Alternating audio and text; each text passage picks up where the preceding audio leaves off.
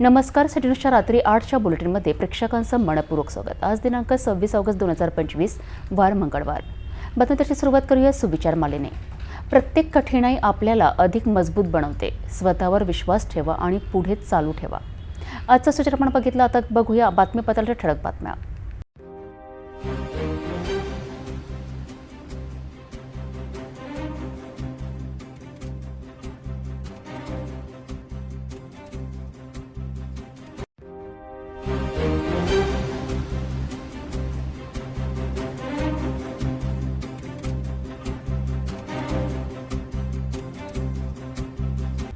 ठळक बातम्या बघितल्या. आता घेऊया छोटासा ब्रेक. शादी और ब्याह की शुरुआत आराधना साड़ी के साथ.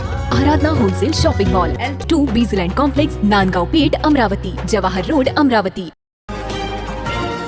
एक नजर टाकूया शहरातील गुन्हेगारी क्षेत्रातील घडामोडींवर.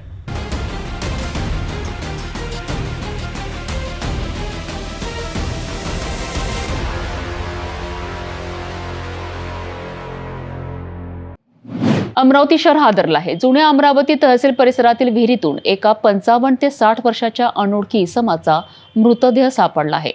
या घटनेमुळे परिसरात खळबळ उडाली आहे. सिटी कोतवाली पोलिसांनी तपास सुरू केला असून मृतकाची ओळख पटवण्याचे प्रयत्न सुरू आहेत. जुनी अमरावती तहसील परिसरात असलेल्या एका विहिरीतून दुर्गंध पसरत असल्याची माहिती स्थानिकांना मिळाली. नागरिकांनी याबाबत पोलिसांना कळविल्यानंतर सिटी कोतवाली पोलीस निरीक्षक मनोहर कोटनाके आणि त्यांचे पथक घटनास्थळी दाखल झाले. अग्निशामक दलाच्या मदतीने विहिरीतील मृतदेह बाहेर काढण्यात आला. अंदाजे 55 ते 60 वर्षांचा हा इसम असून त्याची ओळख अद्याप पटलेली नाही. मृतदेह गेल्या 3 ते 4 दिवसांपासून विहिरीत पडून असल्याचे प्राथमिक तपासातून समोर आले आहे. शवविच्छेदनासाठी हा मृतदेह जिल्हा सामान्य रुग्णालयात पाठविण्यात आला.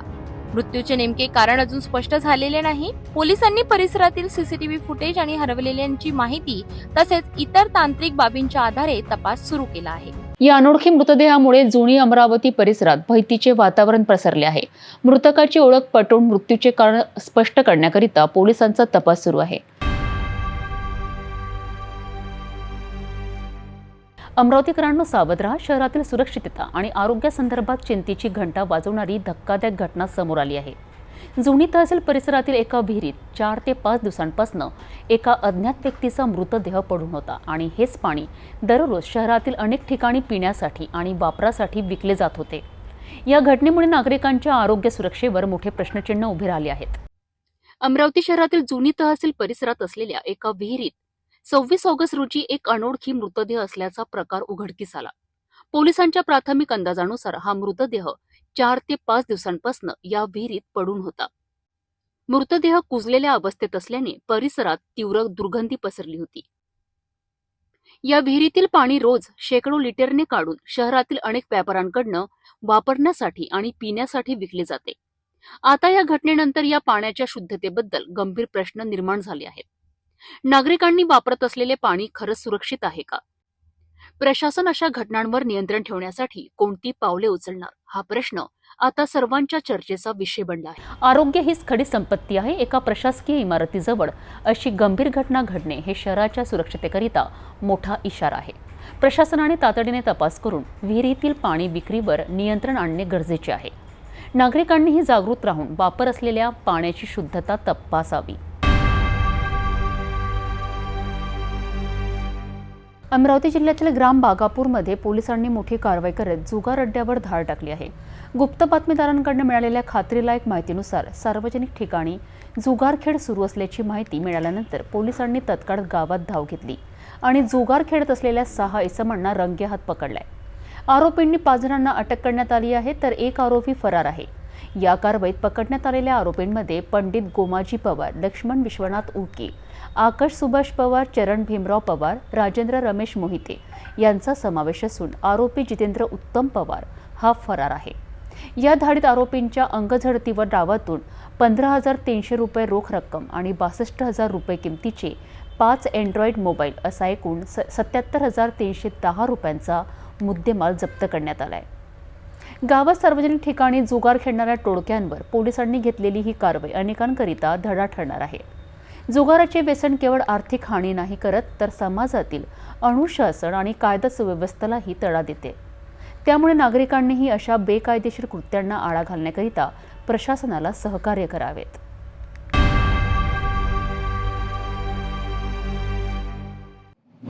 अमरावती शहरातील मुख्य वाहतुकीचा कणा असलेला राजकमल उड्डाणपूल बंद झाल्यानंतर आता अमरावतीकरांच्या दैनंदिन जीवनावर मोठा परिणाम होत आहे.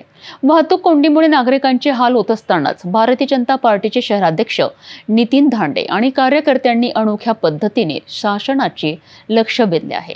अमरावती शहरातील मुख्य वाहतुकीचा केंद्रबिंदू असलेला राजकमल उड्डाणपूल दुरुस्तीमुळे बंद करण्यात आला आहे. या निर्णयामुळे शहराच्या हृदयस्थळी मोठी वाहतूक कोंडी दिसून येत आहे.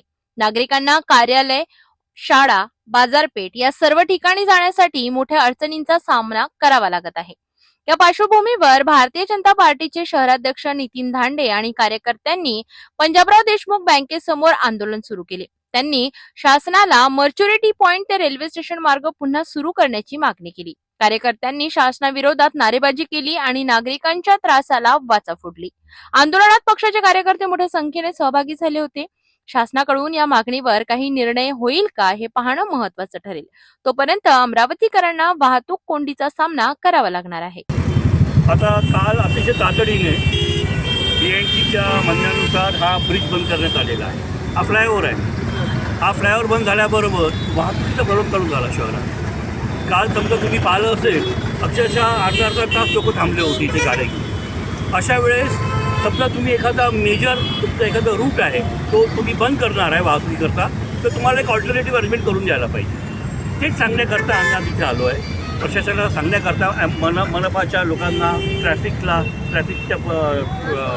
डिपार्टमेंटला की एक तर तुम्ही हा मार्ग मोकळा करा, इथून उघडून द्या जे आधी होतं, नाही तर मग तुझा मार्ग शोधा बरोबर, ज्या कारणाने त्रास होणार नाही. पुढे आता गणपती फेस्टिवल आहे, लोकांची वाहतूक वाढणार आहे, त्याचा त्रास नाही व्हायला पाहिजे. त्याच्यामुळे आम्ही इथेच करता इथे आलो आहे की तुम्ही ऑल्टरनेटिव्ह अरेंजमेंट लवकर द्या, तरच तो ब्रिज बंद करा, असं एकदम बंद नको. वाहतुकीच्या समस्यांवर तोडगा काढणं गरजेचं आहे, अन्यथा अमरावतीकरांच्या सहनशक्तीची परीक्षा होतच राहणार आहे. मॉर्च्युरिटी पॉइंट मार्ग पुन्हा सुरू होणार का हे आगामी दिवसात स्पष्ट होईल.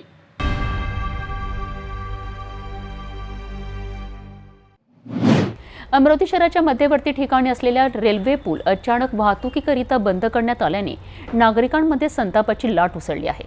प्रशासनाच्या हलगर्जीपणामुळे वाहतूक विस्कळीत झाली असून कोणतीही पर्यायी व्यवस्था न करता अचानक बॅरिकेड्स लावण्यात आले.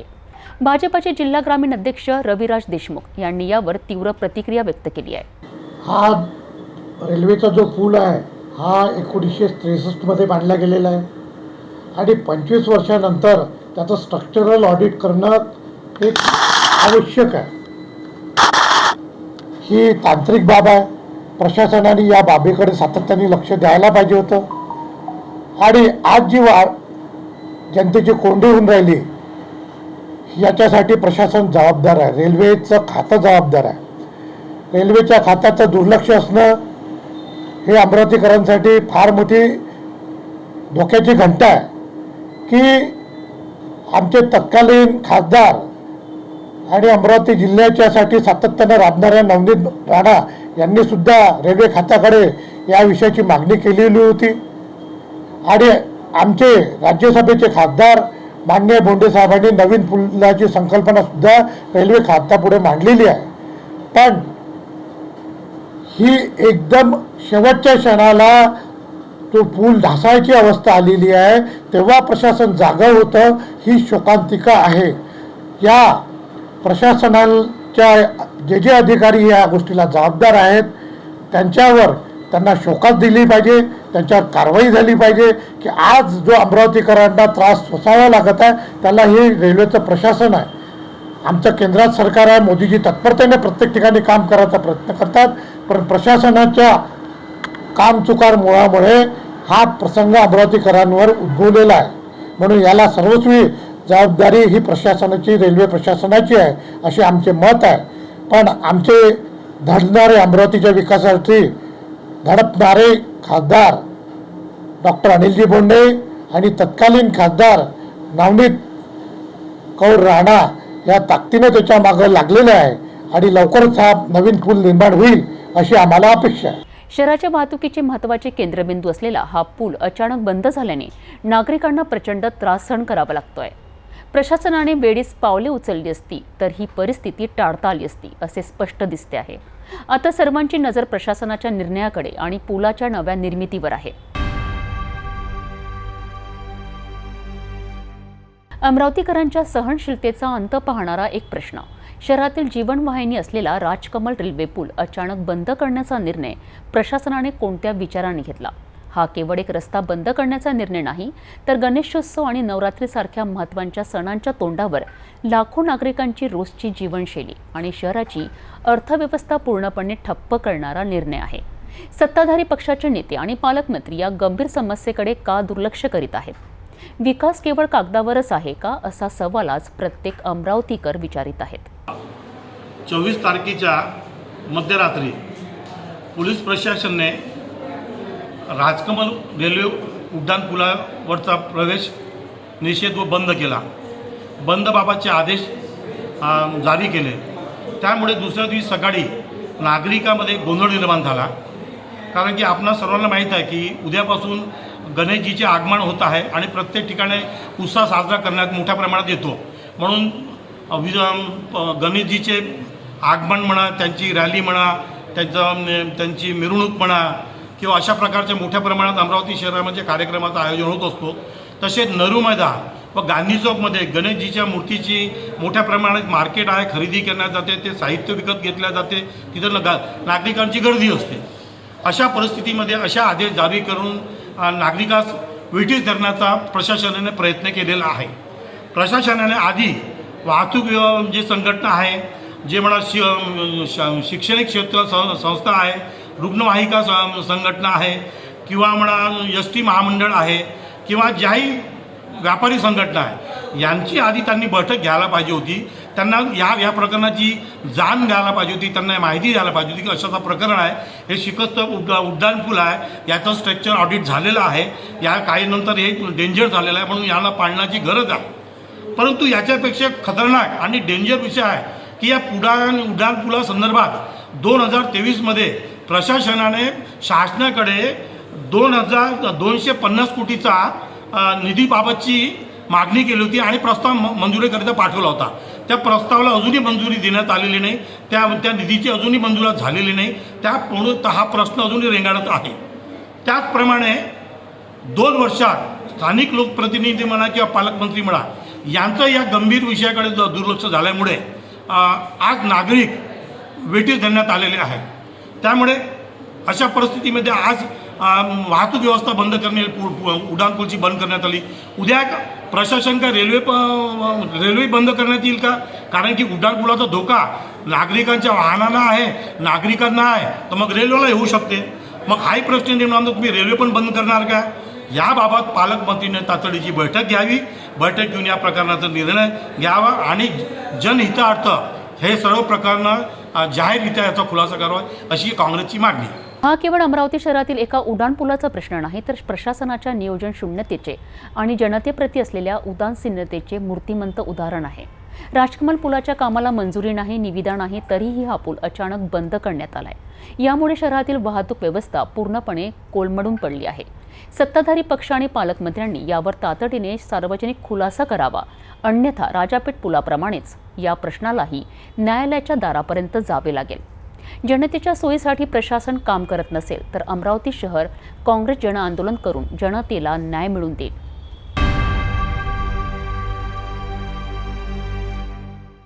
आत्महत्याग्रस्त शेतकरी कुटुंबियांकरिता असलेला जवळपास 23,05,000 रुपयांचा निधी परस्पर आपल्या वैयक्तिक खात्यात वळवल्याचा गंभीर प्रकार उघडकीस आला आहे.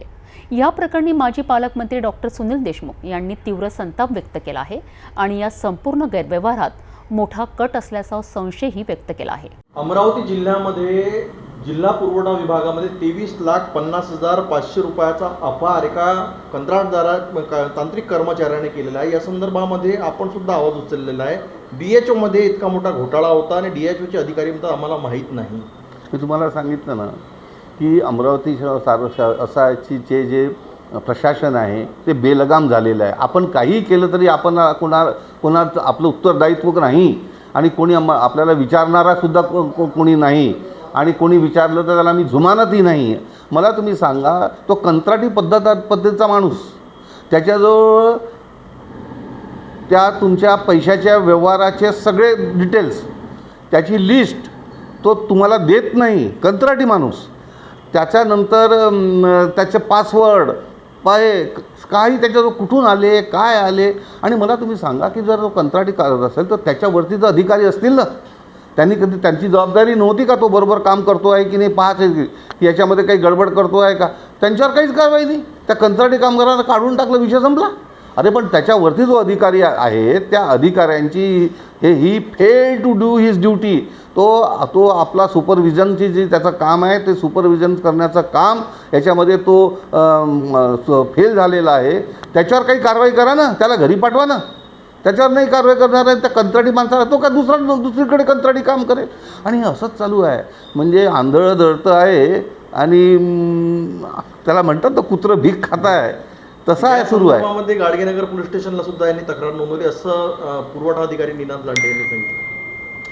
अरे त्या निनाद लांडे आहे की काय मला माहीत नाही, मी अधिकाऱ्यांचे नावं विचारून कधीच तक्रार करत नाही.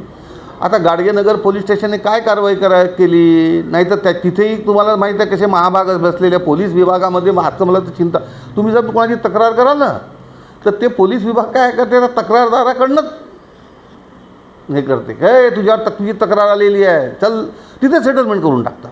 आता अनेक कसे प्रकरण आहे महानगरपालिकेचे की त्याच्यामध्ये मोठे मोठे घोटाळे झाले, त्याचं पुढे काय झालं काही समजलं नाही. म्हणजे पोलिसामध्ये तक्रार केली म्हणजे पोलिसांना एक मधून त्याच्यातून एक मोठं कुरण निर्माण होते आणि मग ते त्याच्यात मस्त चरत राहतात. अरे हो, पण त्याचा काही आउटकम शेवटी काय रिझल्ट लागला. आता गाडगेनगर पोलीस स्टेशन मी स्वतः आणि माझा काम करायची पद्धत अशी आहे, मी फार कमी प्रकरणात तक्रारी करतो, पण माझी तक्रार जर झाली आणि त्याच्यावर जर त्याचा पाठपुरावा माझा सातत्याने राहील, पोलीस विभाग त्याच्यात काय करते, काय कारवाई करते, आणि मुख्य म्हणजे कंत्राटी माणसाला काढून टाकलं म्हणजे हा प्रकरण निस्तरलं अशी जर त्या अधिकाऱ्यांची भावना होत असेल तर ते मूर्खाच्या नंदनवनात राहून द्यायला. आपण शेवटपर्यंत त्यांच्या पाठीमागे लागून याचा सर्वोच्च बॉस कोण आहे, याच्या सगळ्याचा लाभार्थी कोण आहे हे शोधून काढणार आहे. हा घोटाळा केवळ 23,05,000 रुपयांचा नाही, तर तो शेतकरी कुटुंबियांच्या हक्काच्या निधीवर केलेला थेट हल्ला आहे. या प्रकरणात पोलिसांचा तपास सुरू आहे, परंतु या गैरव्यवहारात सहभागी असलेले सर्व मोठे अधिकारी आणि कर्मचारी उघडकीस येतील का, की पुन्हा एकदा कंत्राटी कर्मचाऱ्याला बळीचा बकरा बनवून मूळ सूत्रधारांना वाचवले जाईल, हे पाहणे महत्त्वाचे ठरेल. अमरावती जिल्ह्यातील एका अशा महत्त्वाकांक्षी प्रकल्पाची माहिती घेणार आहोत, ज्यामुळे संपूर्ण प्रदेशाचा सांस्कृतिक आणि आध्यात्मिक तसेच पर्यटन विकासाचा चेहरा बदलणार आहे. मुख्यमंत्री देवेंद्र फडणवीस आणि पालकमंत्री चंद्रशेखर बावनकुळे यांच्या मार्गदर्शनाखाली आमदार रवी राणा यांच्या प्रमुख उपस्थितीत हनुमानगढी येथे 151 फूट उंच हनुमान मूर्ती आणि अत्याधुनिक पर्यटन सुविधा उभारण्याचा भव्य आराखडा तयार होत आहे. विभागीय आयुक्त, जिल्हाधिकारी, मनपायुक्त, मुख्य अभियंता यांसारख्या वरिष्ठ अधिकाऱ्यांनी 2 तास पाहणी करून प्रकल्पाच्या तपशिलावर, नियोजनावर चर्चा केली आहे. अमरावती शहरालगत असलेल्या माळेगाव येथील हनुमानगढी परिसर आता राज्यस्तरीय आध्यात्मिक पर्यटन केंद्र म्हणून विकसित होणार आहे. मुख्यमंत्री आणि पालकमंत्र्यांच्या आदेशानुसार हा प्रकल्प आकार घेत आहे. या परिसराच्या पाहणी दौऱ्यात आमदार रवी राणा यांच्या नेतृत्वाखाली विभागीय आयुक्त श्वेता सिंगल, जिल्हाधिकारी डॉक्टर आशिष एरेकर, मनपा आयुक्त सौम्य शर्मा चांडक, मुख्य कार्यकारी अधिकारी संजिता मोहपत्रा, सार्वजनिक बांधकाम विभागाचे मुख्य अभियंता, उपवनसंरक्षक यांच्यासह वरिष्ठ अधिकारी सहभागी झाले होते. या पाहणीत हनुमानगढी, कवरराम धाम, महानुभाव आश्रम, प्रजापिता ब्रह्मकुमारी, छत्री तलाव, ओशो इंद्रशीष दरबार अशा प्रमुख स्थळांची पाहणी करण्यात आली. यावेळी भक्तनिवास, योग साधना केंद्र, अमृतकुंड, स्वच्छता सुविधा, पिण्याचे पाणी, म्युझिकल फाउंटन, लेझर शो, रोप वे, वाहनतळ, बाग, रोपवाटिका, आधुनिक रस्ते आणि वीज व्यवस्थेसारख्या विकास आराखड्यांवर सखोल चर्चा झाली. प्रकल्पाचा मुख्य उद्देश केवळ धार्मिक पर्यटन वाढवणे नाही, तर सांस्कृतिक आणि पर्यावरणीय संवर्धन साधत स्थानिक रोजगार आणि अर्थव्यवस्था मजबूत करणे आहे. यावेळी अधिकाऱ्यांनी सादर केलेल्या प्रेझेंटेशन मधील त्रुटींवर चर्चा करून त्वरित सुधारणा करण्याच्या सूचना दिल्या. या दौऱ्यात युवा स्वाभिमान पक्षाचे सुनील राणा, चंद्रकुमार जाजोदिया, उमेश ढोणे, विजय खंडेलवाल यांच्यासह अनेक पदाधिकारी उपस्थित होते. लवकरच हनुमानगडी हे ठिकाण महाराष्ट्रातील पर्यटकांसाठी नवा आध्यात्मिक आणि सांस्कृतिक पर्यटनाचा केंद्रबिंदू ठरणार असा विश्वास व्यक्त करण्यात आला आहे. हनुमानगडीचा हा प्रकल्प फक्त पर्यटनाची नव्हे तर विकासाची नवी दिशा ठरणार आहे. अमरावती जिल्ह्यासाठी ही सुवर्णसंधी ठरण्याची शक्यता आहे. शासनाच्या सक्रिय सहभागामुळे हा प्रकल्प लवकरच प्रत्यक्षात उतरेल का हे पाहणे औत्सुक्याचे ठरणार आहे. श्री बजरंग गणेशोत्सव मंडळ पटवीपुरा यावर्षीही आपल्या कल्पकतेने आणि भक्तिभावाने शहरातील भाविकांचे लक्ष वेधून घेत आहे. यंदा मंडळ भाविकांकरिता घेऊन येत आहे श्रीकृष्ण नगरी मथुरा आणि वृंदावनचा अद्भुत देखावा. केवळ धार्मिक देखावेच नव्हे तर सामाजिक उपक्रम, आरोग्य शिबिरे आणि देशभक्तीचे प्रतीक असलेली विशेष प्रदर्शनीही या उत्सवाचा भाग आहे. अमरावतीतील श्री बजरंग गणेशोत्सव मंडळ पटवीपुरा दरवर्षीप्रमाणे यंदाही गणेशोत्सव मोठ्या भक्तिभावाने आणि सामाजिक जाणीवेसह यावर्षीच्या उत्सवात 10 ऑगस्ट रोजी मोफत आरोग्य शिबिराचे आयोजन करण्यात आले होते, ज्यातून अनेक नागरिकांनी लाभ घेतला. मुख्य आकर्षण ठरणार आहे श्रीकृष्ण जन्मभूमी मथुरा आणि वृंदावनाचा देखावा, ज्यामध्ये लाडू गोपालाचे गाभारे, निधिवन, गोवर्धन पर्वताची प्रतिकृती अशा अनेक धार्मिक स्थळांचे दर्शन भाविकांना घडवले जाणार आहे. याशिवाय देशभक्तीची झलक दाखवण्याकरिता ऑपरेशन सिंदूरमध्ये वापरलेल्या स्वदेशी क्षेपणास्त्रांच्या प्रतिकृती सुद्धा सादर केल्या जाणार आहेत. कला रसिकांकरिता आनंदाची बातमी आहे की श्री आर्ट अँड कला निर्मितीच्या सौजन्याने राष्ट्रीय स्तरावरील कला प्रदर्शन भाविकांसाठी खुलं करण्यात येणार आहे. मंडळाचा गौरवशाली इतिहास आहे. 2023 आणि 24 मध्ये महाराष्ट्र शासनाकडून जिल्हास्तरीय उत्कृष्ट गणेशोत्सव मंडळाचा सन्मान, पोलीस आयुक्तालय अमरावतीकडनं आदर्श गणेशोत्सव स्पर्धेत गौरव तसेच महानगरपालिकेकडनं पर्यावरणपूरक गणेशोत्सव मंडळाचा द्वितीय पुरस्कार या मंडळाने पटकाविला आहे.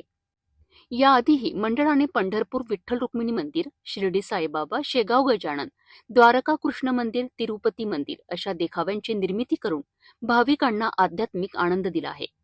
आयोजकांतर्फे सर्व नागरिकांना विनंती करण्यात आली आहे की या अद्भुत देखाव्याचा लाभ घ्यावा आणि गणरायाच्या चरणी मस्तक टेकवावे. या गणेशोत्सवात श्रीकृष्ण नगरी मथुरेपासून ऑपरेशन सिंदूरच्या देशभक्तींपर्यंत सर्व काही पाहायला मिळणार आहे. अमरावतीतील पटवीपुरा परिसर गोकुळच्या रंगणात न्हाऊन निघणार आहे.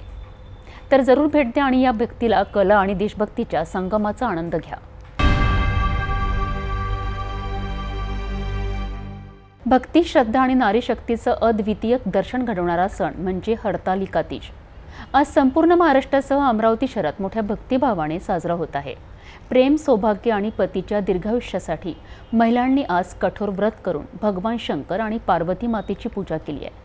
आजच्या सणाचं वैशिष्ट्य म्हणजे महिलांनी निर्जळ उपवास ठेवत शिवपार्वतीच्या दिव्य मिलनाची आठवण जागवली आहे आणि आपल्या परंपरेचं महत्त्व अधोरेखित केलं आहे. भाद्रपद शुक्ल तृतीयेच्या दिवशी साजरा होणारा हरतालिका तीज हा सण म्हणजे नारी शक्तीचं आणि सौभाग्याचं प्रतीक मानलं जातं.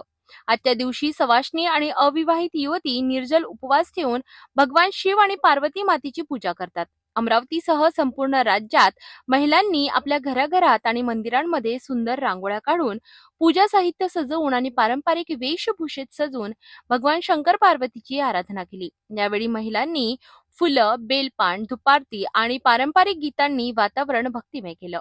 पतीच्या दीर्घायुष्याची प्रार्थना आणि सौभाग्याच्या आकांक्षेने केलेलं हे व्रत केवळ आध्यात्मिक नाही तर आपल्याला कुटुंबातील प्रेम, समर्पण आणि संस्कृतीची आठवण करून देतं. अमरावतीत विविध भागांमध्ये सामूहिक पूजनाचं आयोजन करण्यात आलं. अनेक ठिकाणी महिलांनी समूहात एकत्र येऊन हरतालिका तीजचं उत्सवमय दर्शन घडविलं. प्रत्येक महिला आपल्या श्रद्धेनुसार संपूर्ण दिवस उपास करत संध्याकाळी शिवपार्वतीचं पूजन करून व्रत पूर्ण करते. या सणाचं आणखी एक वैशिष्ट्य म्हणजे हा सण महिलांमधील एकतेचं प्रतीक आहे.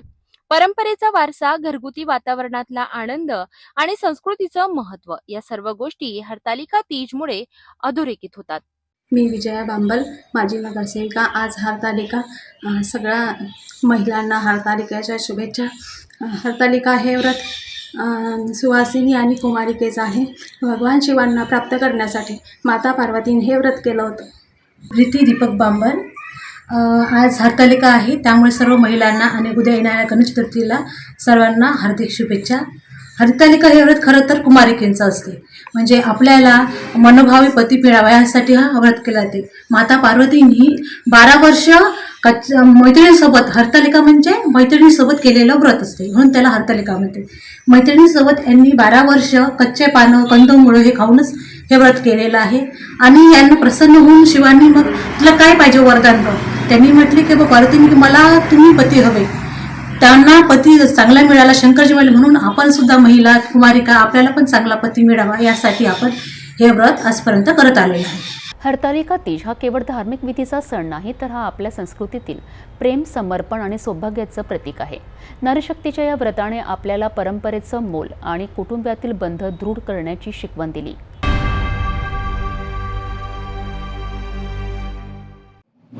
गणेशोत्सव अगदी 2 दिवसांवर आला आहे आणि बाप्पाच्या स्वागतासाठी संपूर्ण राज्यभरात तयारीचा जोरदार माहोल आहे.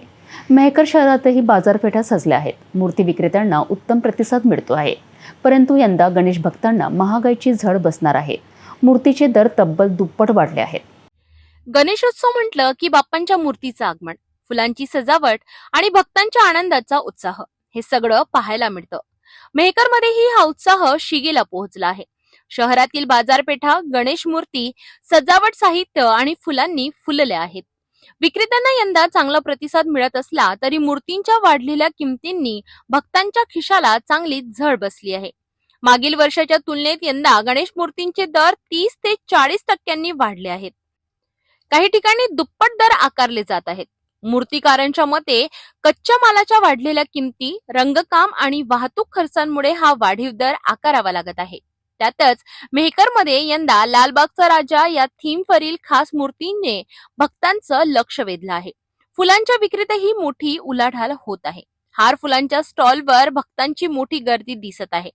जरी महागाईचा फटका बसत असला तरी बाप्पाच्या स्वागतासाठी भक्तांची श्रद्धा आणि उत्साह कायम आहे. महागाई कितीही असो, बाप्पांचं आगमन थाटामाटातच होणार अशीच भक्तांची भूमिका आहे. मेहकरसह राज्यभरात गणेशोत्सवाची लगबग सुरू झाली आहे. मूर्ती महाग झाल्या असल्या तरी भक्तांची श्रद्धा आणि उत्साह कमी झालेला नाही. बाप्पा मोरयाच्या जयघोषात प्रत्येक भक्त आपल्या सामर्थ्यानुसार बाप्पाचं आगमन करीत आहेत.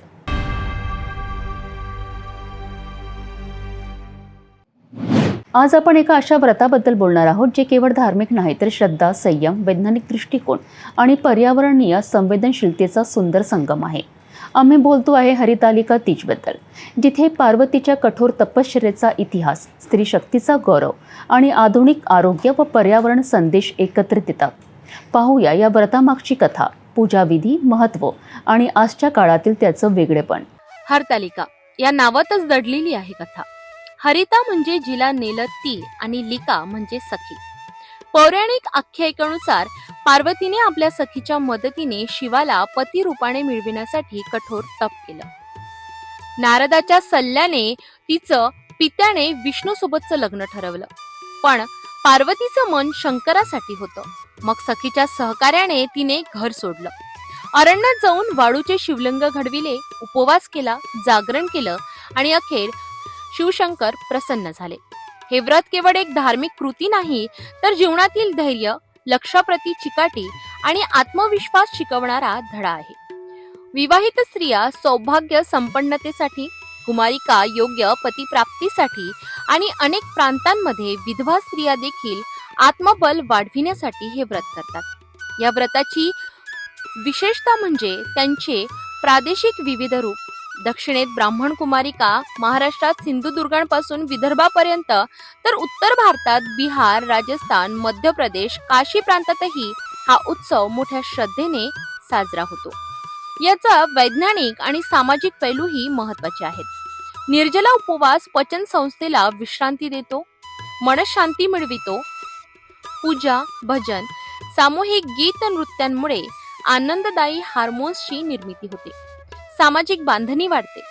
पर्यावरणपूरक दृष्टिकोनातून मातीच्या प्रतिमा, बेल, पिंपळ पूजन, स्थानिक सामग्रीचा वापर यामुळे पर्यावरण रक्षणाचा संदेशही मिळतो. स्त्री शक्तीचा गौरव, दाम्पत्यातील विश्वास, समाजात स्नेह आणि निसर्गाशी समतोल या सर्वांचे सुंदर मिश्रण म्हणजे हरतालिका तीज. आधुनिक काळातही याची प्रासंगिकता तितकीच जिवंत आहे, कारण हा सण केवळ परंपरेचा नाही तर जीवनशैलीचा आदर्श आहे. आज सर्वत्र या हरतालिका तीज व्रतानिमित्त महिलांमध्ये आनंदाचे वातावरण बघायला मिळाले. सुंदर साजसज्जा केलेल्या या स्त्रिया हरतालिकेच्या व्रताच्या माध्यमातून सौभाग्याचं लेणं या शिवपार्वतीकडे मागताना आपल्याला दिसल्या. हरतालिका तीज हा केवळ व्रत नाही तर श्रद्धा, विज्ञान आणि पर्यावरणाचा सेतू आहे. या सणाचा संदेश साधा आहे. धैर्याने संकल्प करा, श्रद्धेने साधना करा आणि निसर्गाशी नातं जपून ठेवा. जर आपण या उत्सवातून फक्त एकच गोष्ट शिकायची ठरवली तर ती म्हणजे जीवनात उद्दिष्टाप्रती ठाम राहणं आणि समाज, निसर्ग, कुटुंबांशी सुसंवाद ठेवणं.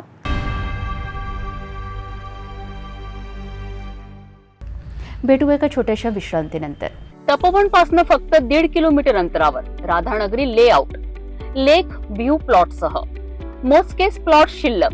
त्वरित संपर्क करा 9930706667 किंवा 7620433325 या क्रमांकावर. धारणीतून एक मोठी बातमी समोर येत आहे. 15 ऑगस्ट रोजी रक्षाबंधनाच्या निमित्ताने माहेरी आलेल्या एका विवाहित महिलेची हत्या करण्यात आल्याची धक्कादायक घटना उघडकीस आली आहे. धारणी पोलिसांनी या प्रकरणातील आरोपीला ताब्यात घेतला आहे. धारणीत 15 ऑगस्ट रोजी जन्माष्टमी आणि रक्षाबंधनाच्या निमित्ताने आपल्या भावाकडे आलेल्या इंदुलता मोहन जाधव नावाच्या महिलेची हत्या झाल्याचा प्रकार समोर आला आहे. इंदुलता या मध्य प्रदेशातील धार जिल्ह्यातील रहिवासी होत्या. 21 ऑगस्टला सकाळी त्या त्यांच्या भावाच्या घराशेजारील एका खाटेवर मृतावस्थेत आढळल्या होत्या. सुरुवातीला पोलिसांनी अकस्मात मृत्यूची नोंद केली होती. मात्र मृतदेहाच्या चेहऱ्यावर मारहाणीच्या खुणा आढळल्याने पोलिसांनी शवविच्छेदनाचा अहवाल मागवला. या अहवालात डोक्याला मार लागल्याने मृत्यू झाल्याचं निष्पन्न झालंय. यानंतर पोलिसांनी हत्येच्या दिशेने तपास सुरू केला. तपासादरम्यान मृत महिलेची नणंद ललिता कासदेकर यांनी पोलिसांना महत्वाची माहिती दिली. त्यांनी सांगितलंय की 20 ऑगस्टच्या रात्री इंदुलता गावातच राहणाऱ्या गजानन उर्फ गोलू रामसिंग ठाकरे यांच्यासोबत मीना बाजारात गेल्या होत्या. त्यानंतर त्या कधी परत आल्या हे कोणालाही माहिती नव्हतं. पोलिसांना संशय आल्यावर त्यांनी आरोपी गजाननचा शोध सुरू केला. मात्र तो घटनेपासून फरार होता. गुप्त माहितीच्या आधारे पोलिसांनी त्याचा शोध घेतला असता तो महाराष्ट्र मध्य प्रदेश सीमेवर लपून बसलेला आढळला. पोलिसांनी त्याला ताब्यात घेऊन चौकशी केली असता त्याने सुरुवातीला उडवाउडवीची उत्तरं दिली. मात्र पोलिसी खाक्या दाखवल्यानंतर त्याने गुन्ह्याची कबुली दिली. हा तपास पोलीस अधीक्षक विशाल आनंद, अप्पर पोलीस अधीक्षक पंकज कुमावत आणि उपविभागीय पोलीस अधिकारी धारणी माधवराव गरुड यांच्या मार्गदर्शनाखाली करण्यात आली. ठाणेदार अवतारसिंग चव्हाण यांच्या नेतृत्वाखालील पथकाने ही कारवाई यशस्वीपणे पार पाडली आहे. अत्यंत संवेदनशील अशा या गुन्ह्याचा धारणी पोलिसांनी छडा लावला आहे. पोलीस अधीक्षक आणि त्यांच्या संपूर्ण टीमच्या या कामगिरीचं सर्वत्र कौतुक होत आहे. या हत्येमागचं नेमकं कारण काय होतं आणि आरोपीने हा गुन्हा का केला याचा अधिक तपास पोलीस करीत आहेत.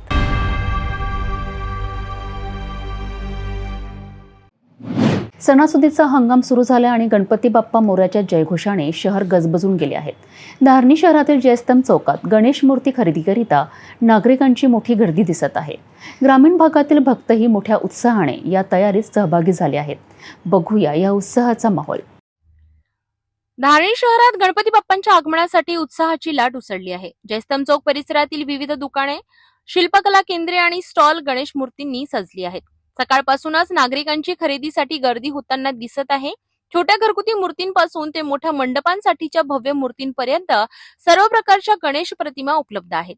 ग्रामीण भागातील भाविकही धारणी शहरात मोठ्या संख्येने येत असून मूर्तींची बुकिंग करून घेतली जात आहे. व्यापाऱ्यांच्या मते यंदा पर्यावरणपूरक मूर्तींना विशेष मागणी आहे. मातीच्या शाडूच्या मूर्तींची विक्री वाढत असून प्लास्टर ऑफ पॅरिसच्या मूर्त्यांपेक्षा पर्यावरणपूरक मूर्तींकडे नागरिकांचा कल वाढला आहे.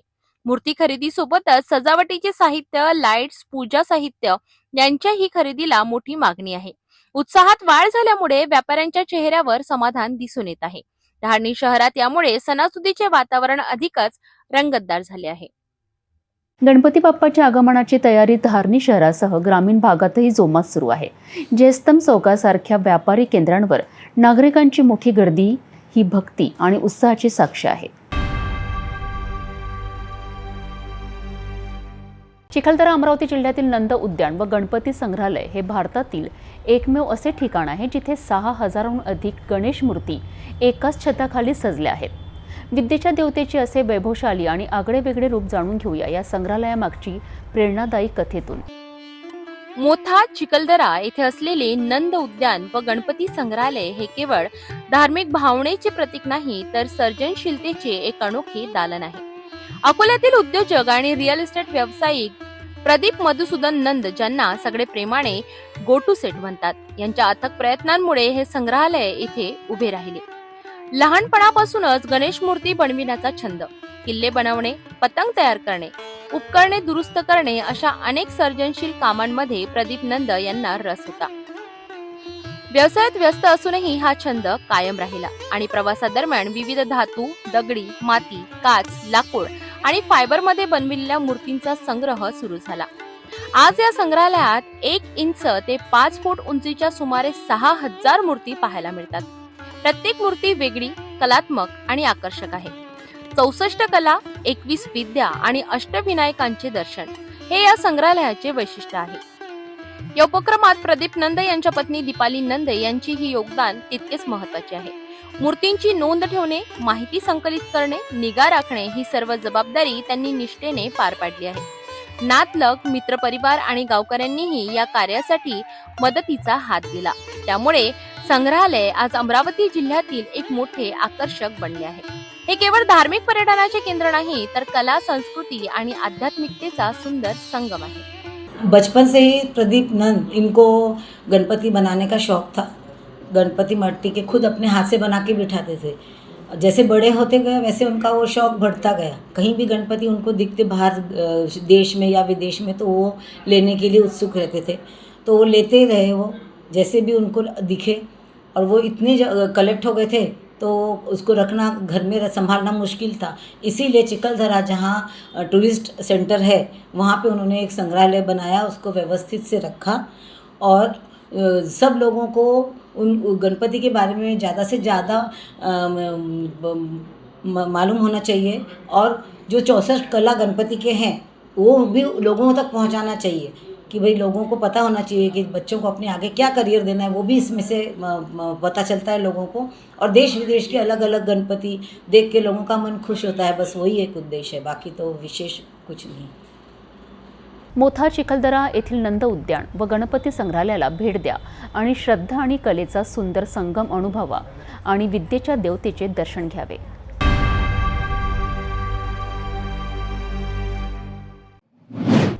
राज्यात शेतकऱ्यांच्या आत्महत्येचं सत्र काही थांबायला तयार नाही. त्यातच आता एक धक्कादायक प्रकार समोर आला आहे.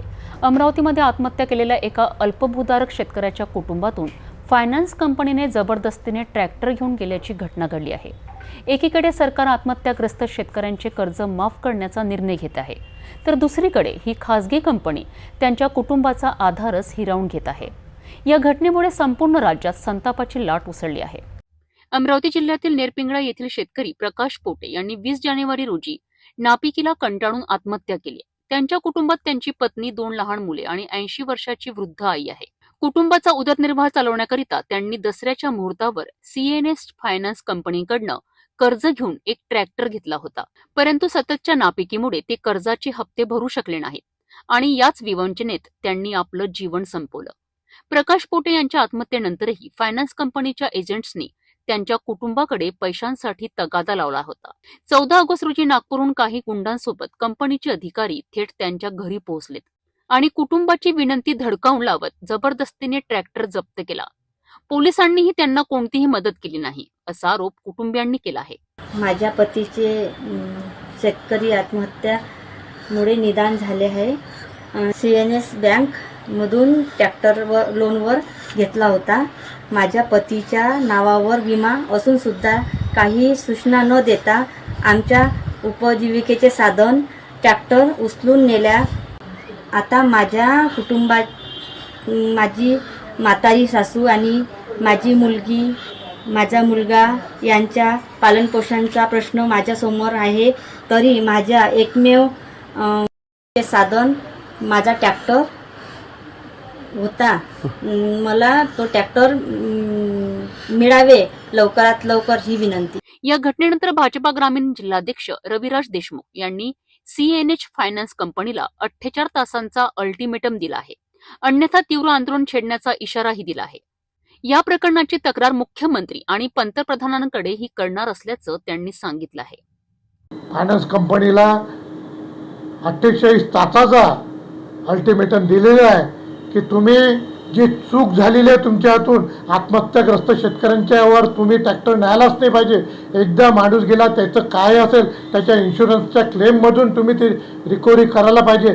पण तुम्ही चक्क त्याचा रोजीरोटीचा ट्रॅक्टर त्यांच्या घरून नेलेला आहे. 48 तासाच्या आत तो ट्रॅक्टर त्यांच्या घरी पोहोचवा, अन्यथा आम्ही त्या फायनान्स कंपनीविरुद्ध कडक आंदोलन आणि तीव्र त्या फायनान्स कंपनीविरुद्ध कारवाईसाठी देवेंद्रजीकडे हे प्रकरण देणार आहोत. एकीकडे सरकार शेतकऱ्यांच्या पाठीशी उभं असल्याचं वारंवार सांगत आहे, तर दुसरीकडे त्यांच्या मृत्यूनंतरही त्यांच्या कुटुंबाला अशा मनमानी आणि क्रूर वागणुकीला सामोरे जावे लागते. या घटनेने अनेक प्रश्न निर्माण केले आहेत. सरकारचा शासन निर्णय फक्त कागदावरच आहेत का? फायनान्स कंपन्यांना कायद्यांची भीती का वाटत नाही? या प्रकरणावर राज्य सरकार काय भूमिका घेते याकडे आता सगळ्यांचे लक्ष लागून आहे. चांदूर रेल्वे तालुक्यात संजय गांधी निराधार योजना, श्रावणबाळ योजना आणि अपंग मासिक मानधन लाभार्थ्यांच्या थकीत रकमेच्या मागणीकरिता मोठं आंदोलन रंगलं आहे. टांगाद्वारे आलेल्या शेकडो लाभार्थ्यांनी तहसील कार्यालयात ठिय्या धरत प्रशासनाला धसका दिला आहे. नेमकं काय घडलं, कोण सहभागी झालेत आणि काय दिलं प्रशासनाने आश्वासन, जाणून घेऊया यामध्ये.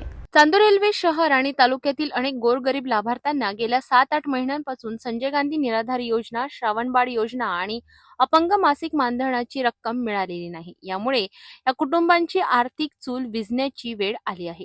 याच मागणीसाठी आम आदमी पार्टी, शिवसेना ठाकरे गट, भारतीय कम्युनिस्ट पक्ष, जनता दल आणि मार्क्सवादी कम्युनिस्ट पक्षांनी एकत्र येऊन आंदोलन छेडलं. माजी नगर परिषद उपाध्यक्ष नितीन गवळी यांच्या नेतृत्वाखाली अग्रवाल धर्मशाळेजवळून मोर्चाची सुरुवात झाली. जुना मोटर स्टँड मार्गे मोर्चा तहसील कार्यालयाला पोहोचला. काही लाभार्थी टांग्याद्वारे आले होते.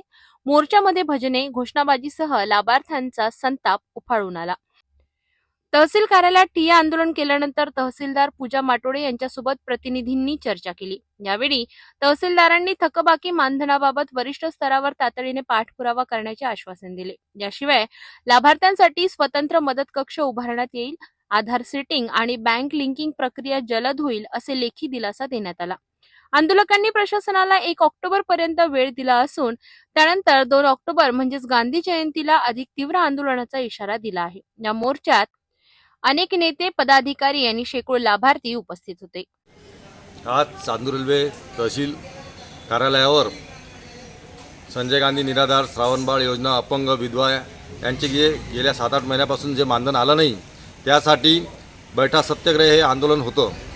त्यामध्ये आम्ही आम आदमी पार्टी, शिवसेना, उद्धव गट, मार्क्सवादी पार्टी, भारतीय कम्युनिस्ट पार्टी आणि जनता दल आणि सर्व लाभार्थ्यांना घेऊन हे बैठा सत्याग्रहाचं आंदोलन केलं.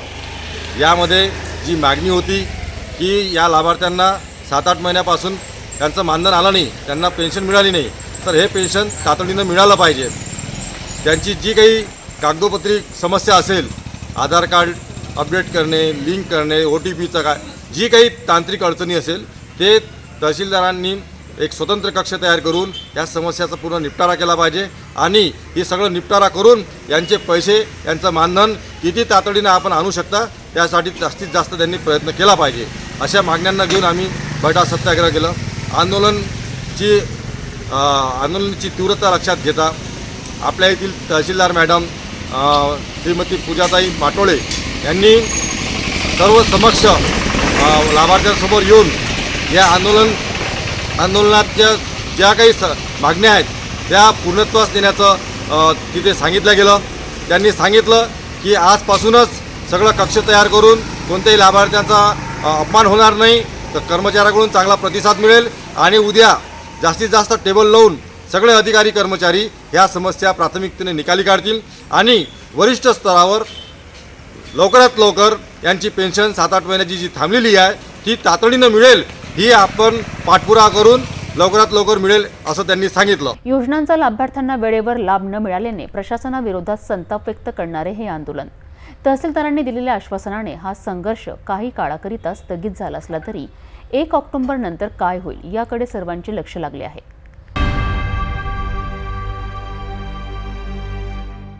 नागपूरच्या जरीपटका पोलिसांनी एक मोठी चोरी उघडकीस आणली आहे. केवळ एका कुटुंबियाच्या घरफोडीपुरते मर्यादित नसून या प्रकरणाने नागपूरकरांना हादरून सोडले आहेत. लाखो रुपयांचा मुद्देमाल, सोन्याचे दागिने, चांदीचे दागिने आणि रोख रक्कम अशा मोठ्या प्रमाणावर चोरी झालेली होती. पोलिसांच्या तातडीने केलेल्या तपासामुळे आरोपींना पकडण्यात यश आलं असून चोरीचा मालही मोठ्या प्रमाणात जप्त करण्यात आला आहे. नागपूरच्या जरीपटका पोलीस ठाण्यात भारतीय न्याय संहितेअंतर्गत मोठ्या चोरीचा गुन्हा नोंदविण्यात आला. फिर्यादी चंदा अर्जुन खरे, वय वर्ष 55, राहणार सुदर्शन कॉलनी यांनी तक्रार दिली होती की त्यांच्या घराचे कुलूप तोडून लाखो रुपयांचा माल चोरून नेण्यात आला. या प्रकरणात पोलिसांनी आरोपी असलम उर्फ आशू अब्दुल शरीफ खान, वय वर्ष 24 आणि अरहंत उर्फ गोल्डी विजय गजबिये, वय वर्ष 19 यांना अटक केली आहे. या आरोपींकडून 6 लाख रुपयांपेक्षा जास्त किमतीचे सोन्याचे दागिने, रोख रक्कम असा मोठा मुद्देमाल हस्तगत करण्यात आला आहे. चोरीच्या तपासादरम्यान 350 सीसीटीव्ही कॅमेऱ्यांची तपासणी करण्यात आली. आरोपींचा शोध घेऊन त्यांना जेरबंद करण्यात आलं. आरोपींनी केवळ जरीफटका परिसरातच नव्हे तर कपिलनगर पोलीस ठाण्याच्या हद्दीतही चोरी केल्याचे कबूल केले. कपिलनगर प्रकरणातही लाखो रुपयांचा मुद्देमाल जप्त करण्यात आला आहे. पोलिसांनी जप्त केलेल्या मालामध्ये मोबाईल फोन, जुनी दुचाकी, सोन्याचे आणि चांदीचे दागिने, रोख रक्कम तसेच गुन्ह्यात वापरलेल्या वस्तूंचा समावेश आहे. या संपूर्ण तपासात सहाय्यक निरीक्षक आशिष मोरखेडे, सहाय्यक पोलीस निरीक्षक शशिकांत तायडे आणि इतर पोलिसांनी मोठी भूमिका बजावली. ही संपूर्ण कार्यवाही पोलीस उपायुक्त निकेतन कदम आणि वरिष्ठांच्या मार्गदर्शनाखाली करण्यात आली. जरीपटका पोलीस स्टेशनला 10 तारखेला सकाळी माहिती मिळाली की चंदा खरे, सुदर्शन कॉलनी, बेजनबाग यांच्या घरातून चोरी झालेली आहे. त्यांच्या चोरीमध्ये साधारण 8 लाखाचा मुद्देमाल, 8,31,000चा मुद्देमाल चोरीला गेला, 6,05,000चा मुद्देमाल चोरीला गेला. त्याच्यामध्ये सोन्याचे दागिने, चांदीचे दागिने, रोख रक्कम चोरीला गेली असल्याचे त्यांनी कळवले होते. सदर गुन्हा दाखल करून त्याचा तपास करण्यात आला. PSI मोरखडे आणि त्यांच्या टीमने अथक प्रयत्न करून ते साधारण 300-350च्या वरती CCTV तपासून यातील आरोपी निष्पन्न केले. आरोपी निष्पन्न करून त्यांची ओळख पटवून त्यांना ताब्यात घेण्यात आलं. ताब्यात घेतलेला आरोपी असलम उर्फ आशू अब्दुल शरीफ खान यशोधरा नगरला राहणार आहे. दुसरा आरोपी अरिहंत उर्फ गोल्डी विजय गजबी, हा देखील यशोधरा नगरला राहणारा. दोघांना अटक केली. त्या दोघांना अटक केल्यानंतर त्यांच्याकडे तपासादरम्यान असं लक्षात आलं की त्यांनी कपिलनगरला दाखल असले, कपिलनगरला त्याच दिवशीचे गुन्हा त्यांनी त्याच रात्री गुन्हा केला होता. तो देखील त्यांनी केल्याचं त्यांनी कबूल केला असता. आत्तापर्यंत आपण त्यांच्याकडून टोटल 8,31,400 रुपयाचे सोन्याचे दागिने आणि सोन्याचे दागिने आपण जप्त केलेले आहेत. दोन्ही गुन्ह्यामध्ये एकूण 12,89,000चा माल चोरीला गेला होता. त्यापैकी 8,31,000 म्हणजे साधारण 65% रिकव्हरी या गुन्ह्यामध्ये झालेली आहे. दोघा पोलीस कस्टडीमध्ये. अधिक तपास चालू आहे, ज्याच्यामध्ये त्यांनी अजून काही गुन्हे केले आहे का याची तपासणी चालू आहे. नागपूर पोलिसांच्या या कारवाईमुळे पुन्हा एकदा सिद्ध झाले आहे की गुन्हेगार कितीही चालाक असले तरी पोलिसांच्या जाळ्यातून सुटू शकत नाही. लाखो रुपयांचा चोरीचा मुद्देमाल जप्त करण्यात यश आलं असून पुढील तपास सुरू आहे.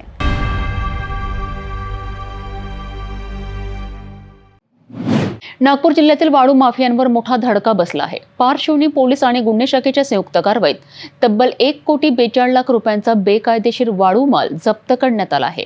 सूत्रधारांसह 5 जणांना अटक करण्यात आली असून ही कारवाई प्रशासनाकरिता मोठे यश मानले जात आहे. नागपूर जिल्ह्यातील पारशिवनी तहसील हद्दीत येणाऱ्या पालोरा घाट येथे बेकायदेशीर वाळू उत्खननावर मोठी कारवाई करण्यात आली.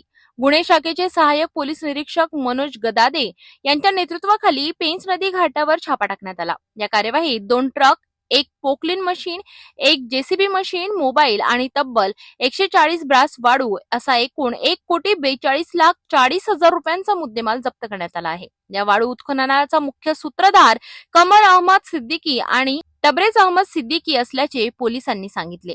कारवाई दरम्यान निकेश नारायण सिंह, अमित देशमुख, मोहम्मद कमर, ताजुद्दीन खान, राजेंद्र शेंडे आणि सुजाद अहमद सिद्दीकी या 5 जणांना अटक करण्यात आली आहे. घटनेची माहिती मिळताच पारशिवनीचे तहसीलदार सुरेश वाघचौरे आणि त्यांचे पथक घटनास्थळी दाखल झाले आणि या कारवाईचा पंचनामा केला. स्थानिक प्रशासनाच्या या धाडसी पावलामुळे बेकायदेशीर वाळू उत्खननावर आता आळा बसण्याची शक्यता आहे. पारशिवनीत झालेल्या या कारवाईमुळे प्रशासनाचे कडक धोरण स्पष्ट झालेत आहे. वाळू माफियांना आळा घालण्यासाठी अशा संयुक्त कारवाया गरजेच्या असल्याचे पोलीस आणि महसूल अधिकाऱ्यांनी सांगितले आहे. पुढील चौकशी सुरू असून आणखी काही नवीन नावं प्रकरणात समोर येण्याची शक्यता आहे. नागपूरच्या बनावट कागदपत्रे, खोटे ओळखपत्र आणि बँकांना कोट्यवधींचा गंडा घालणाऱ्या रॅकेटचा पर्दाफाश. वाठोडा पोलीस ठाण्याच्या कारवाईत 5 जणांना अटक. नागपूरच्या गुन्हेगारी जगतात हा एक मोठा उलगडा मानला जात आहे. या रॅकेटने आतापर्यंत 3 कोटी रुपयांची फसवणूक केली असल्याचे तपासात उघड झाले आहे. Primarily home loan fraud, cheating case आहे. बनावटी कागदपत्र वापरून बनावटी इसमांना उभे करून बँकाकडून कैसे होम लोन घेतलेले आहे ये प्रकरणमध्ये निष्पन्न झालेले आहे.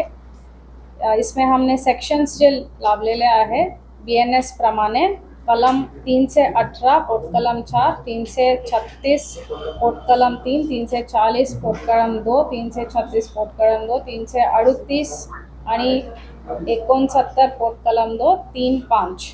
सो इसमें हमने कॉन्स्पिरसी भी निष्पन्न किया है. सो कॉन्स्पिरसी करून एक टोळी आहे जो खाली फ्लैट आइडेंटिफाई करके जो ऑनलाइन एडवर्टाइजमेंट्स रहते हैं जिसमें फ्लैट सेल के लिए जो ओनर्स या ओनर के जो एजेंट्स फ्लैट सेल के लिए एडवर्टाइजमेंट डालते हैं वो देख के आइडेंटिफाई करके खाली फ्लैट पर जाते हैं एंड जाऊन ऐसे दिखाते हैं कि वो इंटरेस्टेड बायर है.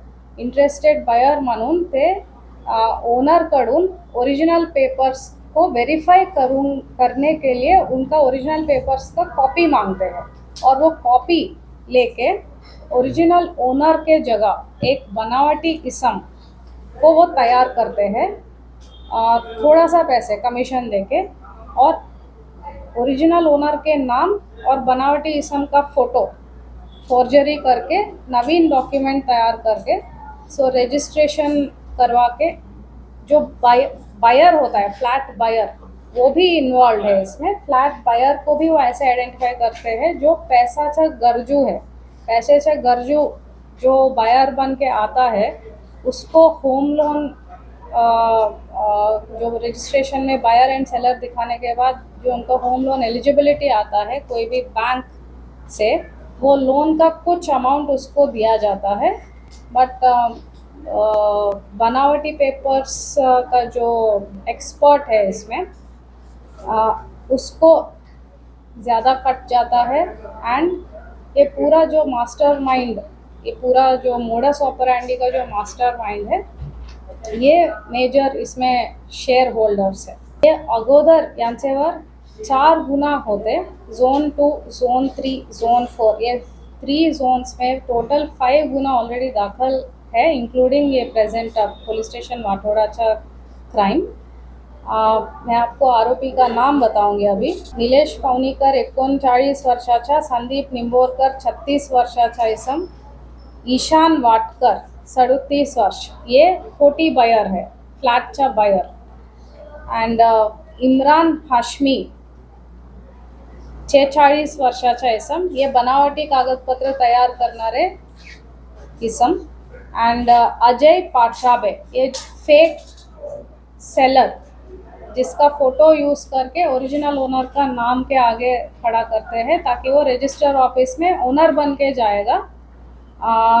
तो ये 5 लोगों का टोली ये गुने में निष्पन्न हुआ है. इसमें जो 3 कॉमन गुनेगार है बाकी 5 गुने में नीलेश, संदीप एंड इमरान. नीलेश पावनीकर, संदीप निंबोरकर एंड इमरान हाशमी ये बाकी 4 गुने में भी अभी इंटरोगेशन में लेने वाले हैं. ये 5 गुने में 3 करोड़ है. इसके अलावा 6 ऐसा और प्रकरण हमारे सामने आया है. कौन सा ठिकाने पे कहाँ पे आया है अभी हम बता नहीं सकते बिकॉज इस पे गुन्हा दाखल होना बाकी है.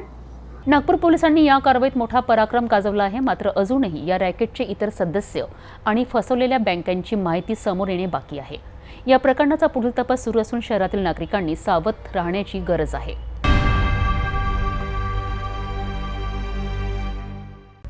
भेटूया एका छोट्याशा विश्रांतीनंतर.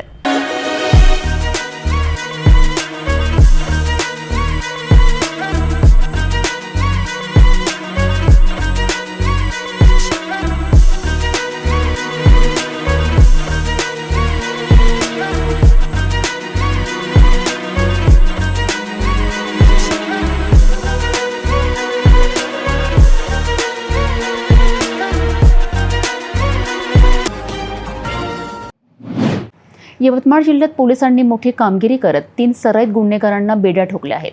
घरफोडी, दरोडा अशा 8 गुन्ह्यांचा उलगडा झाला असून जवळपास 94,000 रुपयांचा मुद्देमाल जप्त करण्यात आला आहे. यवतमाळ जिल्ह्यातील गुन्हेगारीवर पोलिसांनी आणखी एक मोठा घाव घातला आहे. स्थानिक गुन्हे शाखेच्या पथकाने 3 सराईत आरोपींना अटक करून घरफोडी आणि दरोड्यांच्या 8 गुन्ह्यांचा छडा लावला आहे.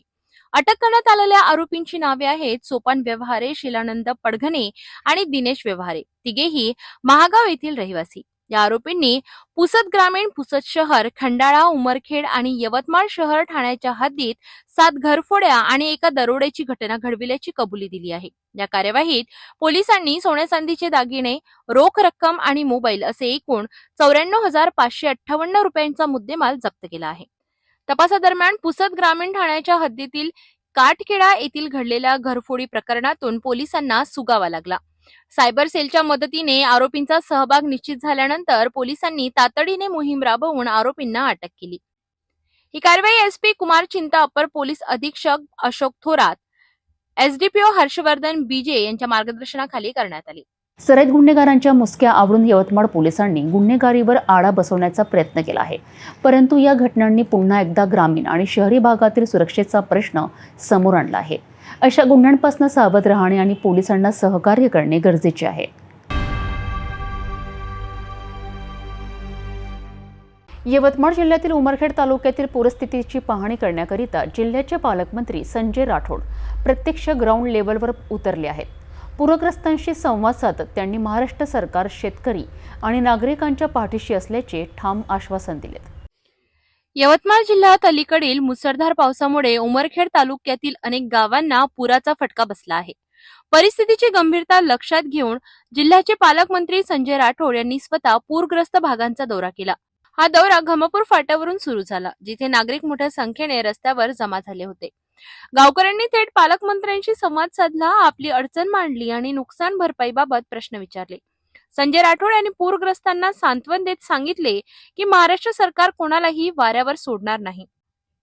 नुकसानग्रस्त शेतकऱ्यांसाठी तातडीने मदत आणि आवश्यक आर्थिक सहाय्य दिले जाईल असे त्यांनी स्पष्ट केले. पूरस्थिती पाहणी दरम्यान त्यांनी प्रशासनाला जलद गतीने पंचनामे करण्याचे आणि तातडीने मदत कार्य सुरू करण्याचे निर्देश दिले. या दौऱ्यामुळे नागरिकांमध्ये एक सकारात्मक संदेश गेला आहे की सरकार त्यांच्या पाठीशी उभे आहे आणि संकट काळात मदत करण्यासाठी सज्ज आहे. पूरस्थितीत नुकसान झालेल्या नागरिकांना मदत मिळणे ही आजची सर्वात मोठी गरज आहे. पालकमंत्री संजय राठोड यांच्या या प्रत्यक्ष दौऱ्यामुळे पूरग्रस्तांचा आत्मविश्वास वाढला आहे. पाहूया प्रशासन किती लवकर मदत पोहोचते आणि शेतकऱ्यांच्या समस्या सोडवते.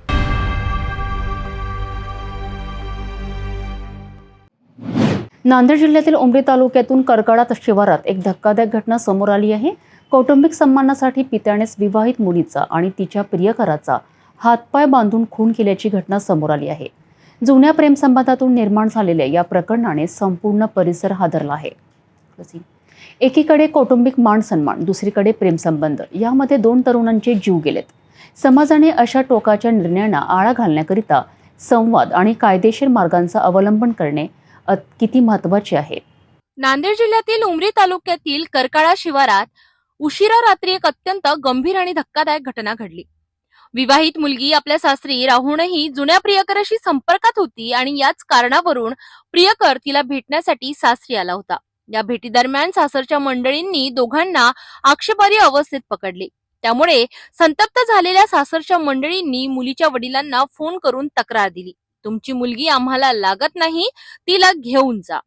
या तक्रारीनंतर मुलीचे वडील, काका आणि आजोबा यांनी दोघांना गावाकडे नेण्याचा निर्णय घेतला. मात्र रागाच्या भरात त्यांनी हातपाय बांधून दोघांना विहिरीत फेकून हत्या केली. या दुर्दैवी घटनेनंतर पोलिसांना माहिती मिळताच तात्काळ पथक घटनास्थळी दाखल झाले. रात्री 12 वाजेपर्यंत दोघांचे मृतदेह विहिरीतून बाहेर काढण्यात आले. या घटनेनंतर पोलिसांनी तात्काळ कारवाई करत तिन्ही आरोपींना ताब्यात घेतले आहे. या प्रकरणाची माहिती अप्पर पोलीस अधीक्षक अर्चना पाटील यांनी दिली असून प्राथमिक तपासानुसार जुन्या प्रेमसंबंधांमुळे ही घटना घडल्याचे समोर आले आहे. आज उमरी पोलीस स्टेशन हद्दीमध्ये एका शेतशिवाऱ्यामधील विहिरीमध्ये आम्हाला 2 बॉडी आहेत अशा माहिती मिळाली.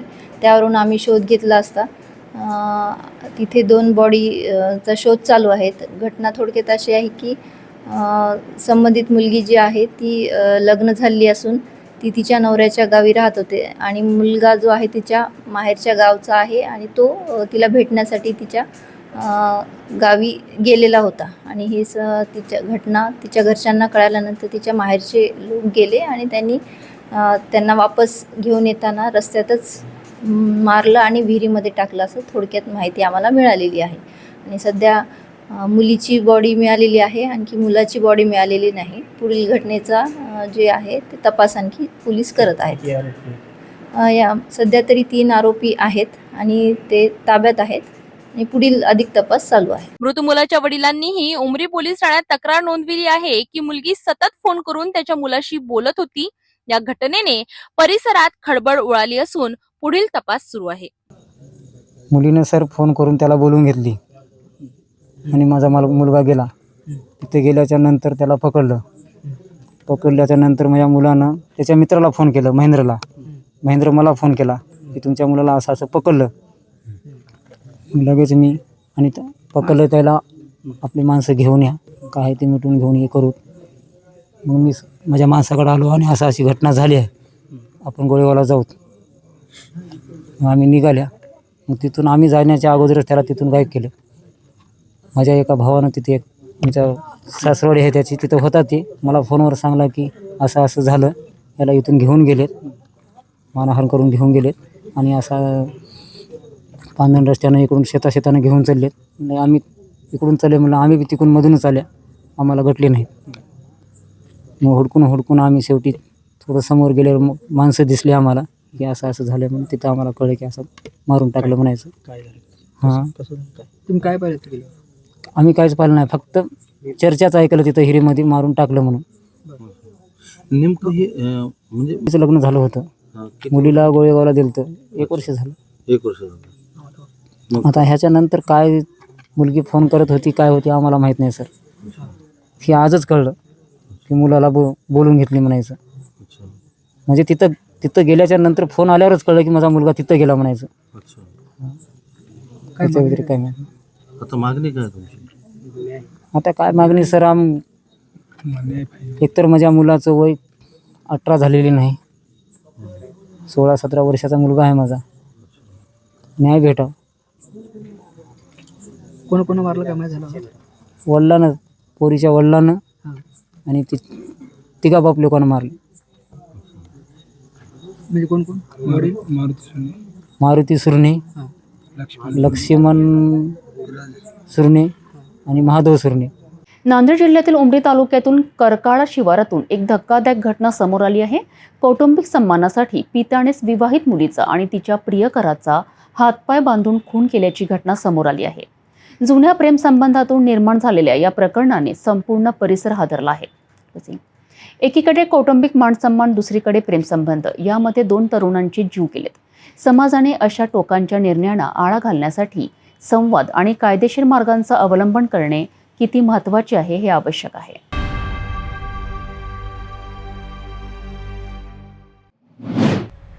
लातूर जिल्ह्याच्या निलंगा तालुक्यातील रामलिंग मुदगड गावात एका गंभीर आणि वादग्रस्त प्रकरण उघडकीस आले आहे. गावातील सर्वे गट नंबर 215 मधील 7 एकर डोंगर भुईसपाट करून 33 केव्ही उपकेंद्रासाठी काम सुरू करण्यात आले आहे. मात्र प्रशासनिक मंजुरी नसताना हे काम सुरू असल्याचा आरोप होत आहे. ग्रामपंचायतीने खोटी माहिती देऊन खुली जागा असल्याचा दावा केला आहे आणि जिल्हाधिकाऱ्यांची दिशाभूल केल्याचा आरोप होत आहे. पत्रकार संघटनेमार्फत अर्ज दाखल होताच ही बाब अधिकच भीषण झाली आहे. लातूर जिल्ह्यातील निलंगा तालुक्यातील रामलिंग मुदगड गावात 7 एकर जागेत असलेला डोंगर भुईसपाट केल्याने मोठा वाद निर्माण झाला आहे. सर्वे गट नंबर 215 मधील ही जमीन प्रत्यक्षात प्रशासनाच्या 7/12 असून येथे 33 केव्ही उपकेंद्रासाठी फेरफार मंजुरी न घेता काम सुरू केल्याचे समजते आहे. ग्रामपंचायतीने खुली जागा असल्याची खोटी माहिती देऊन एनओसी दिल्याचा गंभीर आरोप केला जात आहे. पत्रकार संघटनेमार्फत जिल्हाधिकारी यांच्याकडे 25 ऑगस्ट रोजी अर्ज दाखल करण्यात आले असून तात्काळ काम थांबवण्याची मागणी करण्यात आली आहे. तसेच संबंधित कॉन्ट्रॅक्टर आणि अधिकाऱ्यांवर कारवाई करण्याची मागणीही झाली आहे. या संदर्भात प्रशासनाने स्पष्ट केले आहे की शासनाच्या सुधारित वितरण क्षेत्र योजनेअंतर्गत 33-11 केव्ही उपकेंद्रासाठी गट क्रमांक 73 मधील 80 आर जागेचा प्रस्ताव तहसीलदार कार्यालयात दाखल आहे. परंतु गट क्रमांक 215 मध्ये मंजुरी नसतानाही खोदकाम सुरू असल्याचे दिसून येत आहे. तहसीलदार, मंडळ अधिकारी, तलाठी, ग्रामसेवक आणि सरपंच या अधिकाऱ्यांवर संगनमताचा आरोप होत आहे. या प्रकरणात जिल्हाधिकाऱ्यांकडून अहवाल मागविण्यात आला असून अद्याप त्यांचा अहवाल तहसील कार्यालयात प्राप्त झालेला नाही. स्थानिक नागरिकांचा आरोप आहे की ग्रामपंचायतीने लाखो रुपयांचा व्यवहार करून प्रशासनाची दिशाभूल केली आहे. हा प्रकार उघड झाल्यानंतर ग्रामपंचायत व संबंधित अधिकाऱ्यांविरुद्ध कारवाईची मागणी अधिक तीव्र झाली आहे. मौजे रामलिंग मुदगड येथील शिवानंद शिवशंकर मठपती असून या ठिकाणी सध्या MSC बोर्डाचं काम चालू असून त्या MSC बोर्डाला गायरान जमीन किंवा माळरान जमीन देता येत नाही. तरीसुद्धा या ठिकाणी डोंगर असलेलं शासनाच्या नियमाप्रमाणे हे डोंगर कोरता येत नाही. तरीसुद्धा त्या MSC बोर्डाने कलेक्टरला हाताशी धरून सरपंचाला, उपसरपंचाला, ग्रामसेवकाला, तलाट्याला आणि मंडळाधिकाऱ्याला हाताला धरून ही जागा 2 एकर हडप केलेली आहे. सध्या काम चालू असून त्या ठिकाणी त्यांना सांगितलं हद्दी खुणा कायम करून घ्या, कारण या ठिकाणी अनेक ठिकाणी तर त्या जमिनीवर लूट झालेली आहे. अनेकदा आमची तक्रार आहे या ठिकाणी, तरी असूनसुद्धा त्यांना वेळोवेळी पत्र दिलं तरीसुद्धा हे थांबले नाहीत. म्हणून ते डोंगराचं सध्या कामकाज चालू असून त्या ठिकाणी JCBच्या साहाय्याने, ट्रॅक्टरच्या साहाय्याने सध्या काम चालू असून आमचा कामाला विरोध नाही, परंतु JCBच्या ह्याच्यानं डोंगर पकडून काम करता येत नाही. म्हणून मेहरबान साहेबांनी आम्हाला न्याय द्यावा. हे प्रकरण केवळ जमिनीच्या फेरफाराचं नाही तर प्रशासनाच्या कार्यपद्धतीवरही गंभीर प्रश्नचिन्ह उभे करतोय. शासनाच्या मंजुरीशिवाय सुरू झालेले हे काम थांबविले जाईल का आणि दोषींवर कारवाई होईल का हे पाहणे महत्त्वाचे ठरणार आहे. छत्रपती संभाजीनगरात जमिनीच्या वादातून घडलेली एक धक्कादायक घटना. एका कुटुंबावर झालेल्या हल्ल्यात तरुणाचा मृत्यू आणि या प्रकरणात न्याय मागणाऱ्या वडिलांवरच पोलिसांसमोर धक्काबुक्की आणि शिवीगाळ. या घटनेने संपूर्ण परिसरात संतापाचं वातावरण आहे. छत्रपती संभाजीनगरमधील एका प्लॉटच्या वादाने एका कुटुंबाचं जीवन उद्ध्वस्त केलं. जमिनीच्या मालकी हक्काच्या वादातून झालेल्या हल्ल्यात एका व्यक्तीचा मृत्यू झाला. मृत व्यक्तीचे वडील प्रमोद गव्हाड आपल्या मुलासाठी न्याय मिळावा म्हणून पोलीस ठाण्यात पोहोचले होते. मात्र त्याच ठिकाणी विष्णू गव्हाड नावाच्या व्यक्तीने प्रमोद गव्हाड यांच्या नातेवाईकांना पोलिसांसमोरच धक्काबुक्की करत शिवीगाळ केली. या घटनेनंतर मृताच्या नातेवाईकांमध्ये संताप पसरला असून पोलिसांवरही प्रश्नचिन्ह निर्माण झालं आहे. परिसरातील नागरिक या प्रकरणाची सखोल चौकशी आणि दोषींवर कठोर कारवाईची मागणी करीत आहेत. सध्या पोलिसांनी गुन्हा नोंदवून तपास सुरू केला आहे. मात्र पोलीस ठाण्यातच घडलेली धक्काबुक्की ही कायदा सुव्यवस्थेवर मोठा प्रश्न निर्माण करते आहे. याला त्रास देऊ शकतो तुम्ही नाटक करून ऐकतो आम्ही कुठची बसलो किती दिवसाला हुशारी करता तुम्ही जास्त मग काय करणार तुम्ही आमचं धमका द्यायचं तुम्ही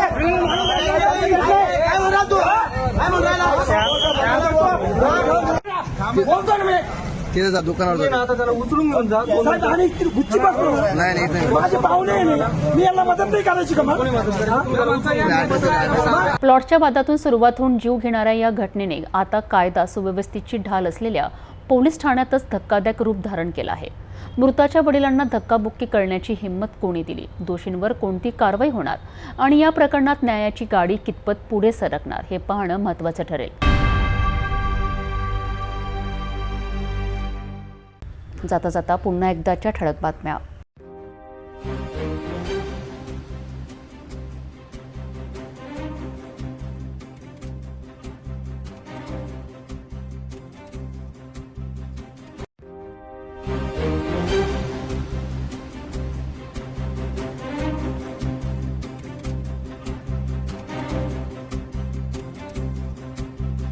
आपण आता सिटी न्यूज चॅनल आपल्या टीव्हीवर बघू शकता. यामध्ये next channel 117, Jio channel 872, GTPL channel 73, Fastway channel 256 वर बघू शकाल.